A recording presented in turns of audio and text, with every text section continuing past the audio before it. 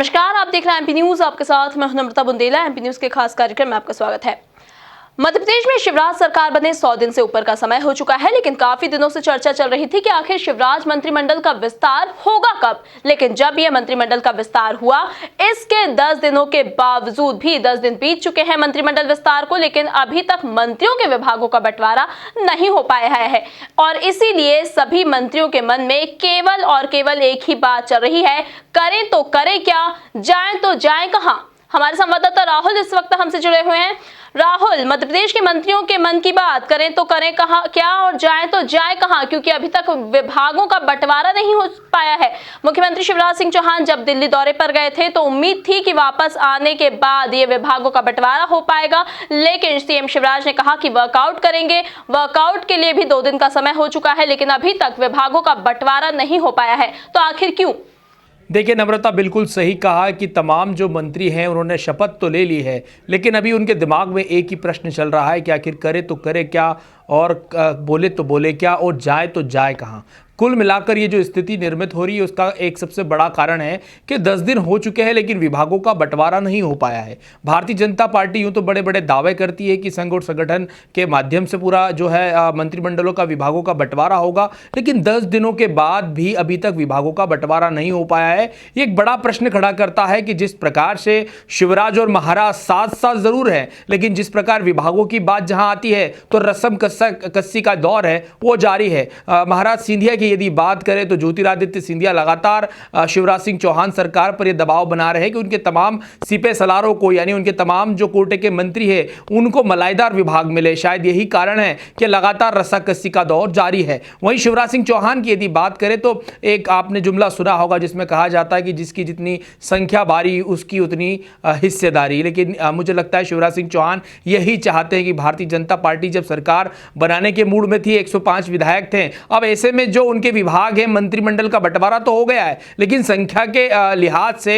Bharatiya Janata party के जो वो कोर विधायक जो बीजेपी के फूल पर चुनाव जीत के आए थे उन्हें कोई मलाईदार विभाग दिया जाए या भारी भरकम विभाग दिया जाए। शायद यही कारण है कि जो रस्साकसी लगातार जारी है। शिवराज सिंह चौहान की बात करें तो वो जरूर दिल्ली दरबार पहुंच चुके थे, उन्होंने चर्चा भी की। जब लौटे तो लग रहा था कि आएंगे और विभागों का बंटवारा कर देंगे, लेकिन हुआ ऐसा नहीं, क्योंकि इस बार सियासत भी अलग है और सियासतदार भी, क्योंकि इस बार बराबरी की बात कर रहे हैं सिंधिया ये कह रहे हैं कि अब बराबरी की बात होगी। शायद यही कारण है कि वो ये मांग कर रहे हैं कि कमलनाथ सरकार के समय जो उनके मंत्रियों के पास विभाग थे, जो राजस्व की बात करें, परिवहन की बात करें, स्वास्थ्य की बात करें, ये तमाम जो मंत्रालय हैं, विभाग हैं, वो शिवराज सिंह जब कमलनाथ सरकार थी उनके कार्यकाल के दौरान सिंधिया समर्थकों के पास था। ये तमाम जो विभाग की मैं बात कर रहा हूं, तो ऐसे में लगातार दबाव बनाया जा रहा है कि दोनों के बीच से कोई रास्ता निकले। शिवराज भी मानने को तैयार नहीं है और सिंधिया भी इस बात को लगातार उठा रहे हैं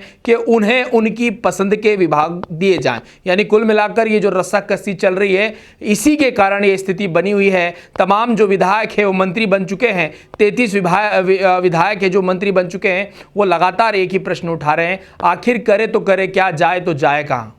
जी बिल्कुल, लेकिन अब एक बात और सामने आ रही है कि आखिर मंत्रियों के विभागों के बंटवारे में देरी तो हो ही रही है। मंत्रियों के मन में भी एक ही बात चल रही है, लेकिन शिवराज सिंह चौहान काफी असहज महसूस नजर आ रहे हैं। वे फैसला लेते नजर नहीं आ रहे हैं। क्या मजबूरी हो सकती है शिवराज सिंह चौहान की?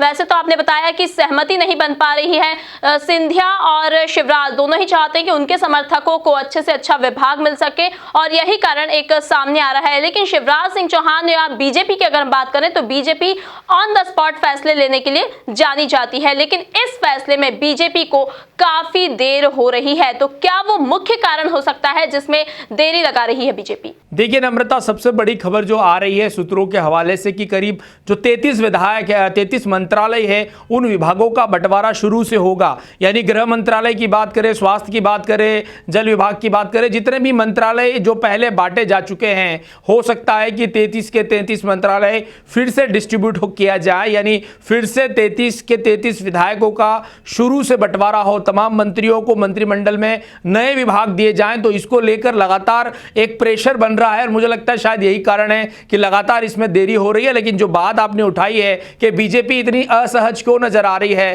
क्योंकि ऐसा कभी देखने को नहीं मिला। अगर 3 बार की शिवराज सिंह चौहान के विभागों की पर नजर डालें तो साफ देखा जा सकता है कि बड़ी दमदारी से शिवराज सिंह चौहान जिसे चाहते थे उसे वो विभाग दिलवा देते थे। लेकिन जो फिलहाल जो कंडीशन नजर आ रही है नम्रता, पहले जैसी भारतीय जनता पार्टी फिलहाल तो नजर नहीं आ रही है, क्योंकि इस बार की जो चुनावी जो शतरंज है वो बिल्कुल अलग है। उपचुनाव में जाना है, विभागों का बंटवारा बड़ी है, इन्होंने कहे कि बहुत ही चालाकी के साथ करना है, बहुत ही यूं कहे कि समीकरणों को भी ध्यान में रखना है। कहीं ऐसा ना हो कि इस विभागों की रस्साकसी में कोई सिंधिया शिवराज के बीच में कोई डिस्प्यूट खड़ा हो। लिहाजा Bharatiya Janata party wait and watch वाली पॉलिसी पर काम कर रही है। वो कोशिश कर रही है कि जो भी निर्णय लिया जाए इसमें दोनों की सहमति हो, कोई एक तरफा निर्णय नहीं लिया जाए जिसका खामियाजा दोनों को भुगतना पड़े, या हो सकता है उपचुनाव में भी इसका जो है परिणाम देखने को मिल सकता है। इस तरह की बातें सामने आ रही, तो साफ तौर पर बड़ी बात ये जो अपडेट आ रही है नम्रता की, कुल मिलाकर शिवराज सिंह चौहान के बारे में निश्चित तौर पर कह सकते हैं कि इस बार पहले वाला जो शिवराज सिंह चौहान का लुक है, जो दबदबा है, जो उनका डिसीजन मेकिंग स्ट्रेटेजी होती है, वो फिलहाल नजर नहीं आ रही है। लेकिन एक बात तो स्पष्ट है कि आगामी कुछ दिनों में या यूं कहें कि कुछ घंटों में हो सकता है कि विभागों का बंटवारा हो जाए। लेकिन फिलहाल तो ये बात दिमाग में लोगों के चल रही है। तमाम मंत्री इस बात को बार बार दोहरा रहे होंगे मन मस्तिष्क में कि आखिर करे तो करे क्या और जाए तो जाए कहां।